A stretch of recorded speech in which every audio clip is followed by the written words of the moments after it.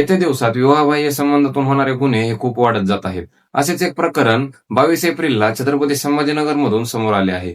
ज्यामध्ये नवऱ्याच्या प्रेयसीने त्याच्या घरात घुसून त्याच्या बायकोचा खून केला आहे. आता हे प्रकरण नेमकं काय आहे हे आपण बघूयात आजच्या व्हिडिओमध्ये. तर छत्रपती संभाजीनगरच्या वाळुंज एमआयडीसीत महेंद्र सोनपेटकर यांचा एक लघु उद्योग होता. 2009 मध्ये शैला सुनील सोनार नावाची महिला त्यांच्या कारखान्यात कामाला आली आणि त्यांच्यामध्ये हळूहळू ओळख वाढली आणि विवाहबाह्य संबंधांना सुरुवात झाली. परंतु 2011 मध्ये यांच्यामध्ये वादविवाद वाढू लागले आणि जेव्हा ते विकोपाला गेले तेव्हा महेंद्रने शैलाशी आपले संपूर्ण संबंध तोडून टाकले.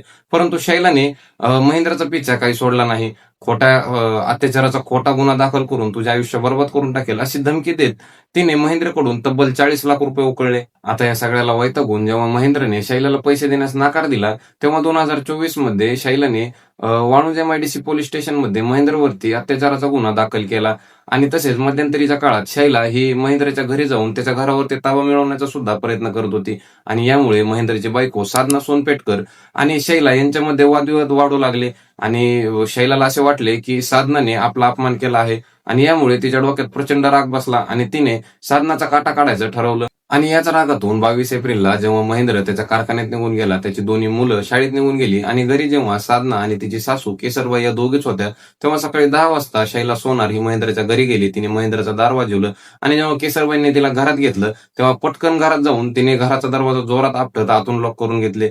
या सगळ्यात साधना बाहेर आली आणि तिने शैलाला आपल्या घरात पाहताच पहिले विचारले की तू घरामध्ये काय करायला लागली आणि असे म्हणत तिने महेंद्रला फोन लावण्याचा प्रयत्न केला. तेवढ्यात शैलाने तिच्या पर्समधून रिव्हॉल्वर काढली आणि साधनाच्या डोक्यावरती रोखली. तेवढ्यात कशी तरी हिंमत करत केसरबाईंनी तिच्या हातातून ती रिव्हॉल्वर हिसकावून घेऊन खिडकीच्या बाहेर टाकली. पण तरीही शैला थांबली नाही. तिने लगेचच आपल्या पर्समधून पेपर स्प्रे काढला आणि तो साधना आणि केसरबाईंच्या डोळ्यावर फवारला.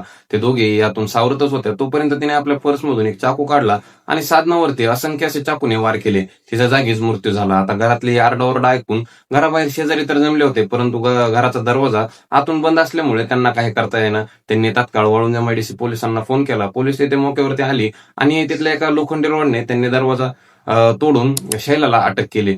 साधनाचा मृतदेह ताब्यात घेऊन त्यांनी केसरबाईंचा जबाब नोंदवून घेतला. थोड्याच वेळात घटनास्थळी दाखल झालेल्या फॉरेन्सिक टीमने हत्येत वापरलेला चाकू आणि सर्व काही पुरावे गोळा केले. साधनाचा मृतदेह आता पोस्टमॉर्टमसाठी पाठवला आहे आणि शैला ही वाळुंज एमआयडीसी पोलिसांच्या ताब्यात आहे. पण मित्रांनो, या शैलासारख्या नालायक बायांवर तुमचे काय मत आहे हे कमेंटमध्ये नक्की सांगा, जे पैशासाठी कोणत्याही नीच पातळीवर जाऊ शकतात किंवा कोणतेही नीच कृत्य करू शकतात.